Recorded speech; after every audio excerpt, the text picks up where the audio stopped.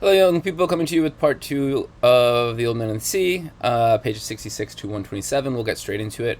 One of the developing illusions throughout the course of the book is an allusion to Joe DiMaggio. DiMaggio was an actual baseball player for the New York Yankees, a legendary baseball player for the Yankees. Baseball in Cuba is a massively popular sport, so it would make sense that Santiago would be interested in the sport.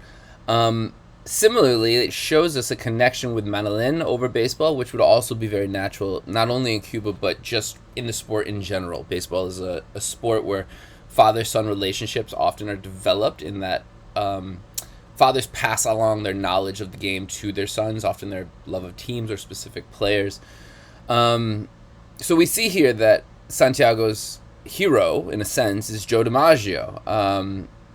And baseball in this section connects heroes with those who idolize them, right? Manolin's hero is Santiago, Santiago's hero is DiMaggio, and we see a little bit about why Santiago idolizes DiMaggio.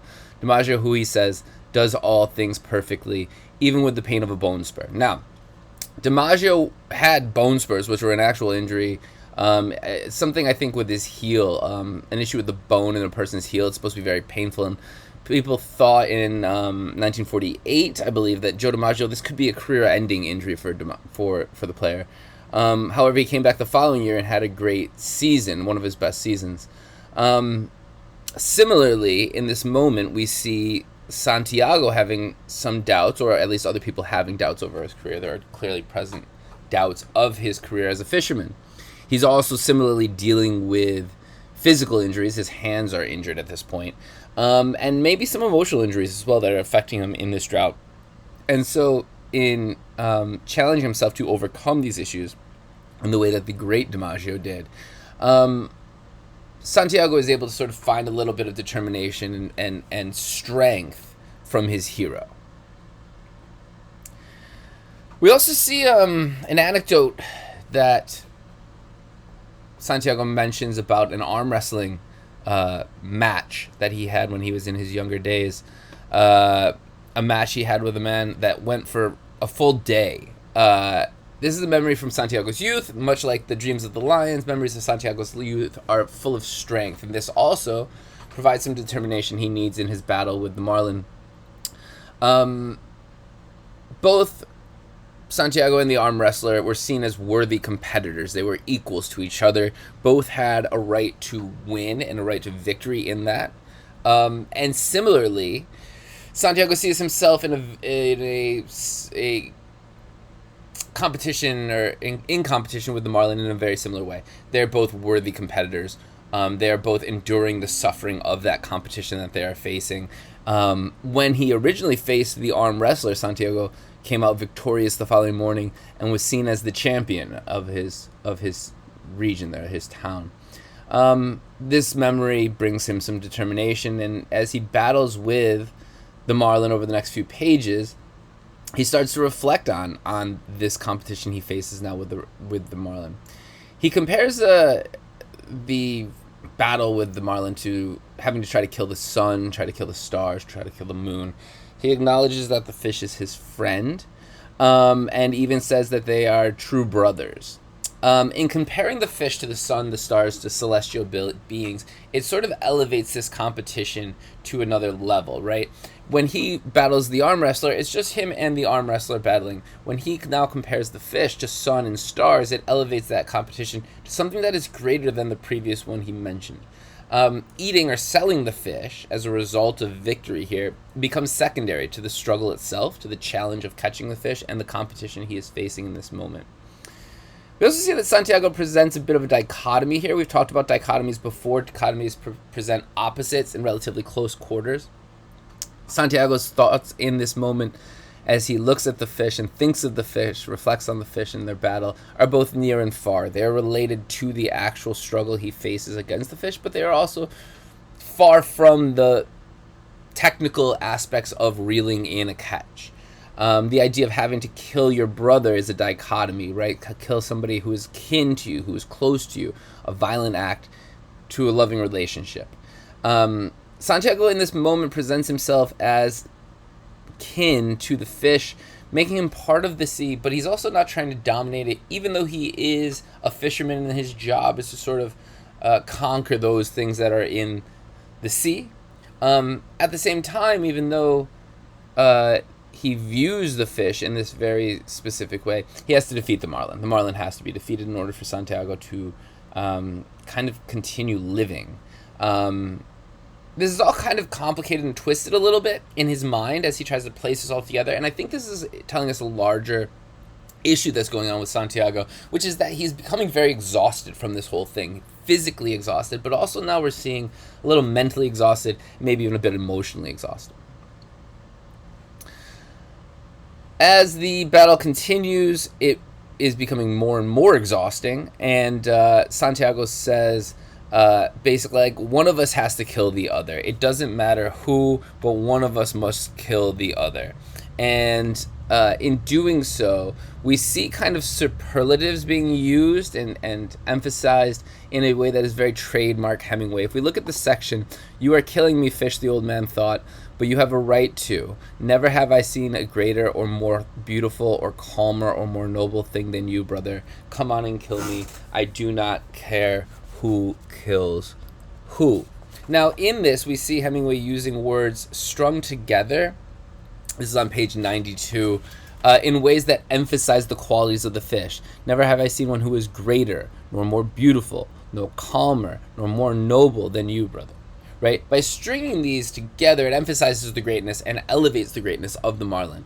Both are tiring and approaching death. The greater the marlin is, the greater the conflict becomes, the greater the suffering Santiago has to endure, and the greater the achievement once Santiago eventually does kill and catch the fish. When he does, this battle is a struggle to survive, and he begins to consider the possibility that he may not survive. Again, this elevates the conflict between them. I do not care who kills who. This presents the possibility that the marlin may in fact exhaust and kill Santiago as well. In doing this, it now is not just a battle of profession, but one of life and death. Just as when we had the arm wrestling anecdote from earlier, right? Both competitors have an equal right to win. They are seen as equals here, and it presents suspense and doubt about the outcome of this. The marlin is beautiful, and as we see, is powerful, and as we see when eventually the fish is caught, that power and beauty are present even in death. The fish comes alive with death in him. He rises high out of the water. His power, his beauty is there. And the spray that the fish has when it crashes into the water, covers the skiff and shows us the size of the fish. In reality, that is bigger than the boat itself. All of this is a climactic scene between Santiago and the marlin that is very emblematic of fishing in general. As the reader, we have waited now 90 plus pages for this fish to be caught. Fishing is very similar in that you wait a long time before you finally catch the thing that happens, and you have to be patient for that moment to arrive. So in this climactic scene, we see a lot of things that are happening in the book to this point sort of paying off, right? We see the growth and the development of this battle happening itself, and then we also see the fish in its full glory as it has kind of been captured.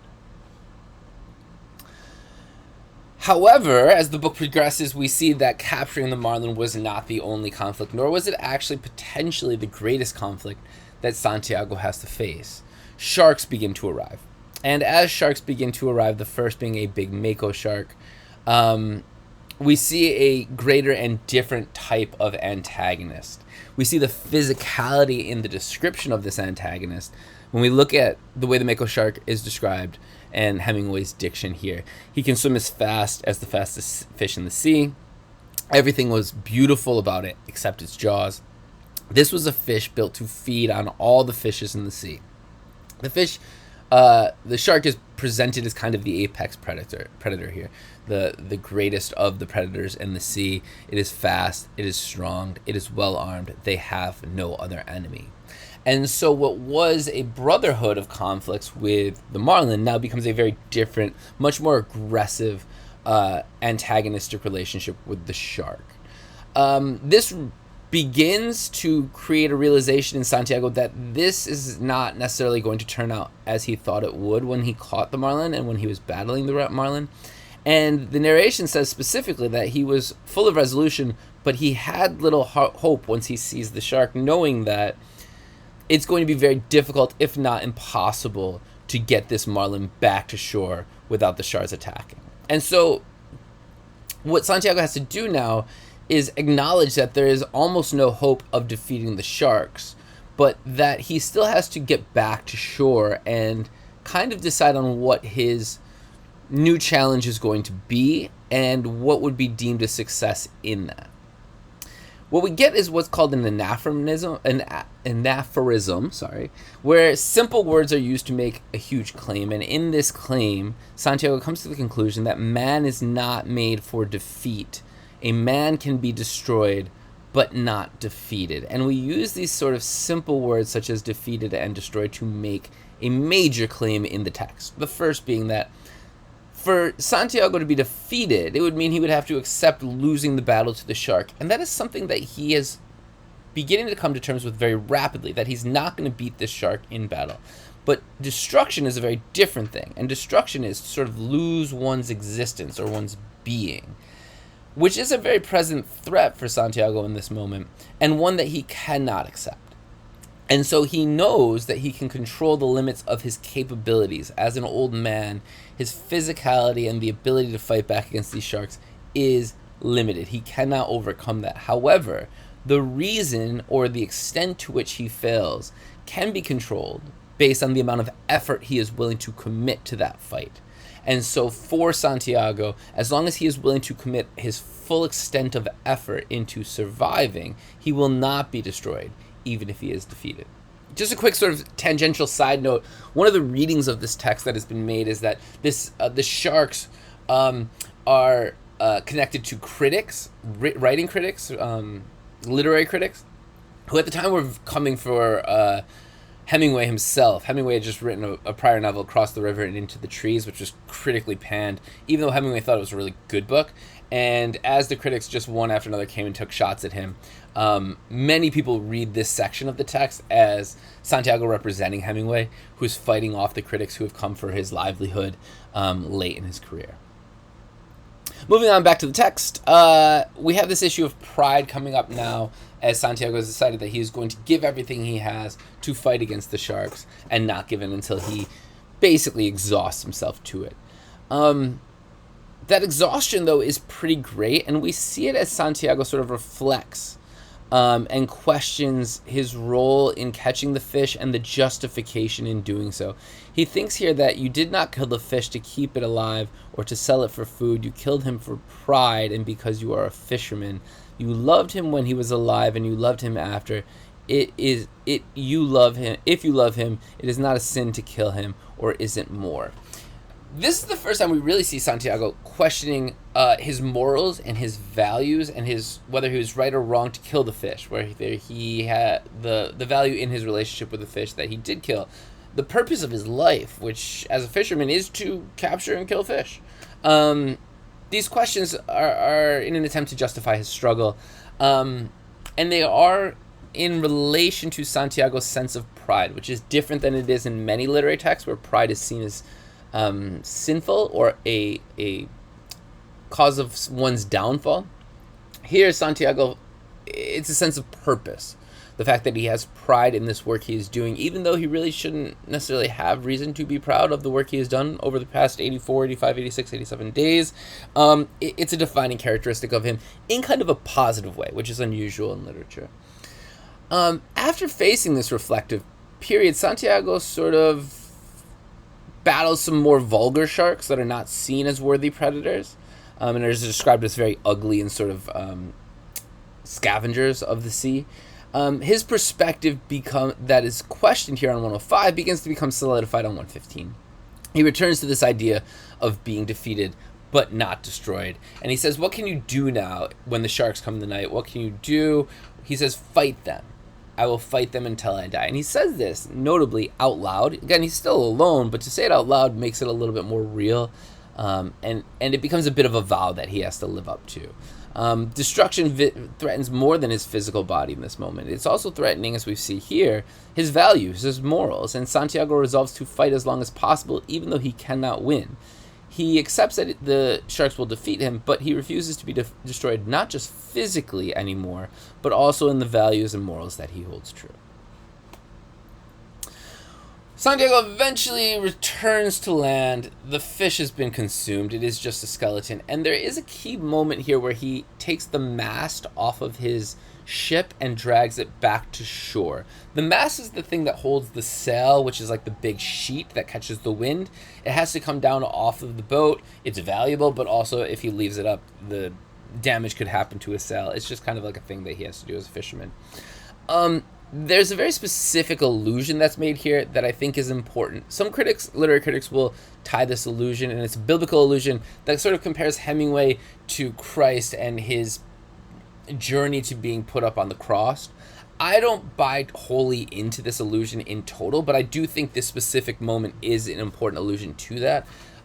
If you want to prepare for the upcoming year or literature in general, it's good to know your biblical allusions. This is a pretty clear-cut one. Santiago's on land. All that remains of the fish is just the massive skeleton that's sort of stuck to the side of the ship at this point. The marlin has been stripped of its value as far as sales of the fish and making money from it, and it's just this like grotesque thing that's sitting out there waiting for people to witness it. Santiago takes the mast. He is exhausted, and he carries it up onto land. He falls a couple times only to get back up. This shows us sort of the weight of the burden that he's carrying, but also his devotion to continuing and persisting and battling against the idea of destruction.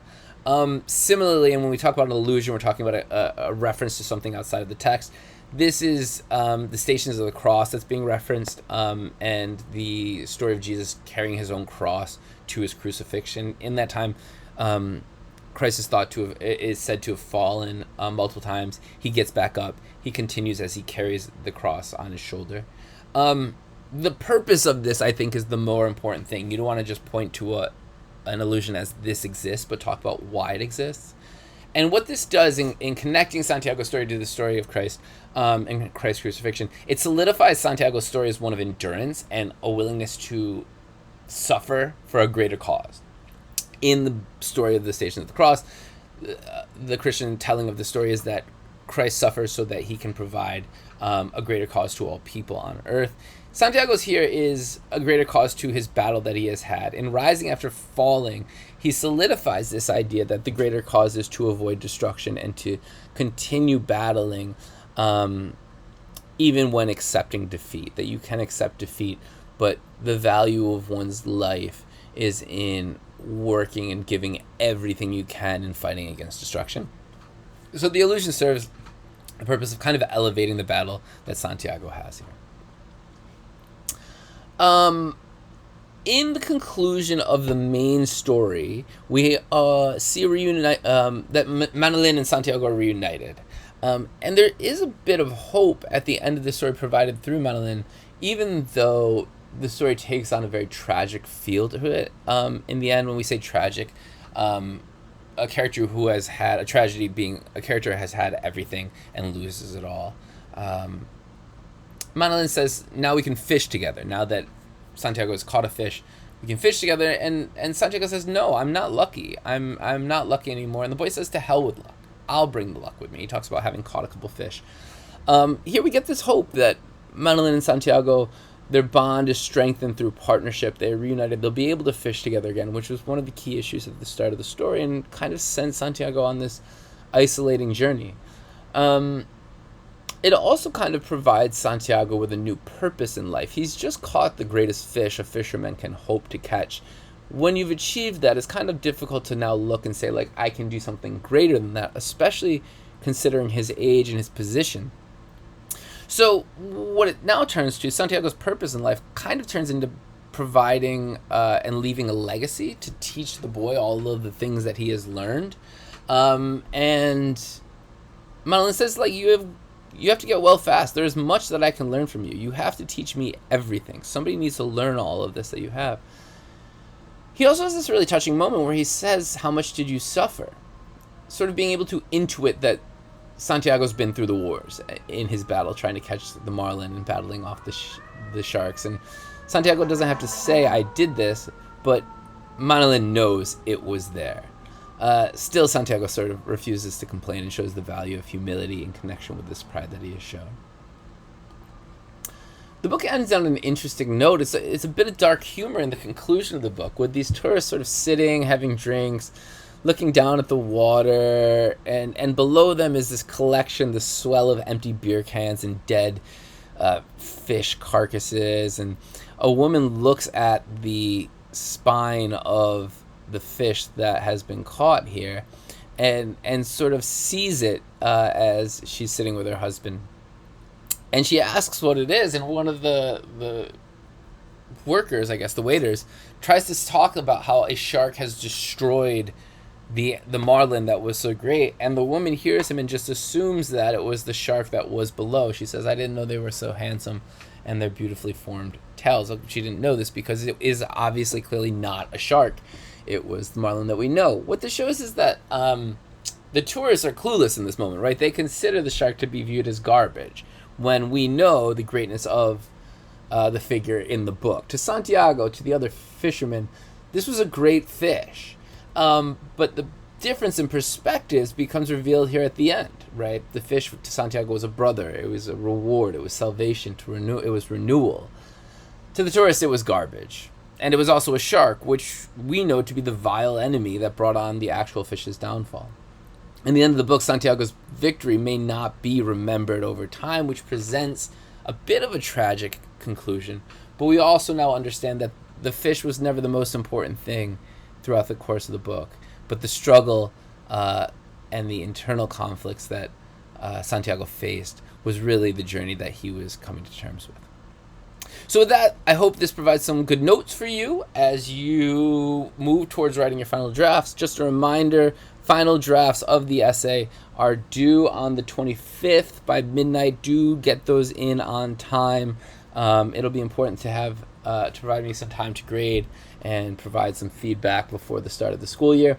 If you've already submitted your written responses, that's great. Feel free to unsubmit and make changes up until the 25th if you wish to do so. If you think it's done and it's good to go, it's good to go. You're fine. You can leave it submitted. For those of you interested in possibly doing the extra credit on the road, there may be slides for the road before the 25th, but also that is to be determined and unlikely, though, if they see it as an added bonus. Look forward to reading the things you have to write. Feel free to email me if you have any questions about either text or any questions about the assignment. Looking forward to reading your writing and seeing you in September.